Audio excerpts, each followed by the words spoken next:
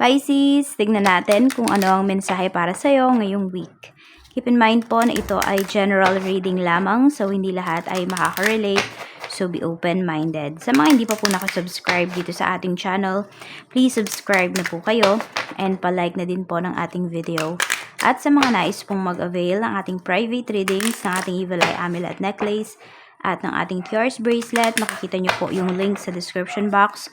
Tarot Intentions by Aliana Reyes. Tingnan natin yung energy. We have a book or a game. Number 30. So, pwedeng meron dito. Nag-spend kayo ng time with your family.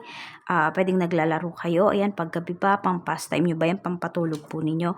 Meron naman po dito, pwedeng may tao dito or mga tao sa paligid mo. Hindi mo alam kung tinuturuan ka ba nila or they are playing with you. Pwede rin may nagsusugal ba dito. We have number 30. Tingnan natin.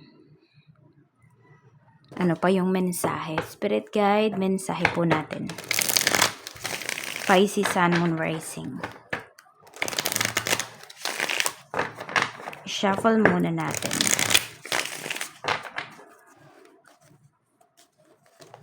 Yan. Pisces, ayan. Ano nyo naman? Comment nyo naman below kung taga saan kayo para nalaman ko kung kung saan ba naaabot. Ano ba yung naaabot na lugar or bansa nitong ating mga video. So, we have the Devil. O yan nga, parang may mantitrigger sa'yo dito. Pwede rin talagang may nagsusugal. Ayan, baka una, libangan nyo lang to. Ayan, tignan pa natin yung energy mo ha. We have Queen of Cups. Medyo mag-iingat ka kasi pwedeng may tao dito na tinetake advantage ka. More on babae yung pinapakita. Or this could be you. Tapos eto yung mga tao sa paligid mo. Parang mga nagte-take advantage sila sa'yo sa kabaitan mo. Baka ayan, pumunta ka sa isang place ng friend mo. Tapos magiinuman. Hindi pong ganun. Basta parang merong gastos. Pwede na, dahil alam nila na mapera ka, alam nila na galante ka, so parang kakantahan ka lang ganyan, is kakausapin ka lang ba, ganyan, magre-request lang sa'yo, tapos bigay ka naman agad. Kaya mag-ingat kayo kasi pwede may mga friends kayo dito na nagte-take advantage po sa inyo. Parang alam kasi na hindi mo matitiis. Sa work, tignan natin yung energy. Sa work, mayroon po tayo ditong gift. Sabi dito, use opportunities that arise. You will discover new talents that will lead to new opportunities. Yan, meron pa mga gifts na marireceive. Star power, step into the spotlight, become an influencer of the company, and earn fame, popularity. So, parang this is your week. Para ipakita talaga yung skills mo. Surprise! Pero hindi na siya surprise kasi nalaman nyo na dito. Pero ayan, parang meron na kayong, meron na kayong sign, 'di ba? Surprise! Be ready for change. An unexpected turn can bring positive change. Okay. So, pwedeng may mga pagbabago dyan sa trabaho. Pero ito naman daw po ay magiging positibo. It will turn out into your, it will turn into your favor naman. Check naman natin sa negosyo. Kamusta naman po yung negosyo? So, number 30. Yung lucky number mo ngayon.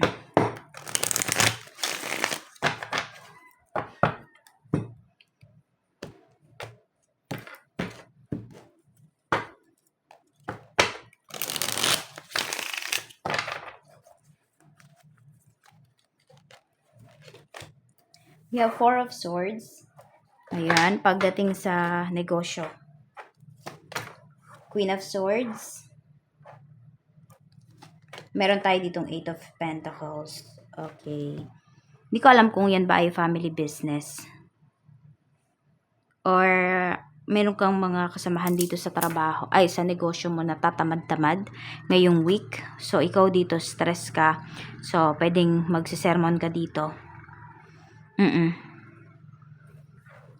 Parang ganito, may mga kasama ka sa negosyo mo, pero halos ikaw lahat yung gumagawa. Napapaisip ka tuloy, ano ba, dapat bang magtanggal ka na ng tauhan? Kasi parang trabaho mo lahat eh. Tingnan natin. We have Ace of Wands. Meron tayo ditong the Star. Okay, for some of you, need nyo talaga silang kausapin. Tapos, meron din po dito, pinapakita po na pag-recover or financial recovery, sales recovery pagdating dito sa inyong negosyo. Maganda po yung sales. Nakakabawi naman po siya. So, parang kung may dumaan mang tumal nitong mga nakakaraang linggo, nakakaraang araw, makakabawi po siya this week. So, kasi ang nakita ko dito, 'di ba, number 30. So, pwedeng 30K. More or less, pwedeng yun po yung kitain ninyo. Or 30K up pa. Depende po yan kasi sa mga binibenta ninyo. Depende yan sa business ninyo. Pero pwedeng this week lamang, yan po yung maging sales ninyo. It's either 30K. So, kung small business lang naman po, pwedeng sabihin na natin, pwedeng 3K, ganyan. Basta there's number 3 dun sa pwede nyong kitain. Pwedeng 300K yan. Pwedeng 3M. Pwedeng 30K. Sabi ko nga, depende po yan sa mga produkto na binibenta po ninyo. Tingnan natin. Check natin pagdating naman sa kaperahan. We have 3 of Cups. Yan o, parang meron nga kayong mga get-together dito ng mga friends mo. This is friends energy kasi. Pwedeng salo-salo yan, reunion. The World. May uuwi dito na may uuwi dito na friend mo. Yan, kung makikita-kita kayo. Sabi ko nga, di ba, baka ikaw yung gumastos. Sabihan ka lang ng mga friends mo, mag-request lang sa'yo, bigay ka kaagad. Mas maganda kung share-share kayo dito. Siguro yun yung i-insist mo. Ayan, mga friends talaga eh. Yung pinapakita dito. So, pwede nga po na magkikita-kita kayo ng mga friends mo. So, mapapagastos ka talaga. Yun yung pinapakita. Kaya huwag kayong magdala ng masyadong maraming pera. Tsaka iwan nyo na yung mga cards nyo. King of Swords. Meron tayo ditong Judgment. Ayan o, friend mo to na pwedeng kakauwi lang talaga galing sa ibang bansa. Kakadating niya lang ngayong week. Or siguro 3 weeks na siya dito. Tapos pang 4th week niya. Yan, tsaka po siya magpapakita sa inyo. Tsaka siya magyayang lumabas. Tignan natin. The Empress. Ayan, okay naman po yung pera nyo. Tapos, parang mahinihintay pa kayo dito. Lalago pa siya. Mas lalaki pa yung pera nyo. Kasi we have the Empress energy eh. Or, may gastos kayo dito dahil pwede po na yung mga friends mo, may mga kasamang bata. Kunwari, mga inaanak mo sila, ganyan. So, parang mamamas ko na yata kaagad. Tignan natin. Pagdating naman sa love life, check natin yung love life. Spirit guide, kamusta naman po ang love life ni Pisces? We have 2 of Wands, 4 of Pentacles. Ayan, marami po sa inyo dito LDR relationship. Yung LDR relationship na to, hindi lang to yung nasa ibang bansa yung person mo. Pwede po na nandyan lang, malapit lang naman kayo sa isa't isa, pero sobrang bihira kayong makita. Or sabi natin, hindi naman sobrang layo. Kaya namang biyahihin. Kaya lang, yun nga, hindi naman kayo madalas magkita. King of Pentacles. Marami po sa inyo, pwedeng galante yung person ninyo ngayong week. Tapos, ayun, pwedeng maglalaan siya ng oras para makipagkita sa'yo. Or sabihin natin, kung hindi nga po kayo pwedeng magkita talaga agad-agad, kasi sasakay pa ng aeroplano and all, pwede po na meron dito ay, kunwari, nag-video call kayo, nag-chat kayo, so mas marami siyang oras para sa'yo ngayong ngayong week. Oo. So, hindi yun ipagdadamot sa'yo ng person mo. Tignan natin.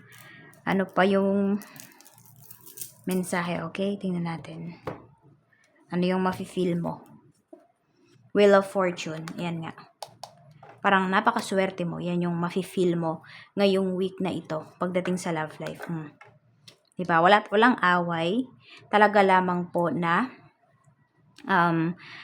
medyo kulang lang sa oras, pero naiintindihan naman yun ng isa't isa. Kaya hindi siya big deal para sa relationship ninyo. Kaya nga po, ayan, kahit hindi siya big deal, babawi pa rin sa'yo yung person mo. So, ayan lang po yung mensahe. Maraming salamat po. Mag-iingat kayo always and more blessings to come.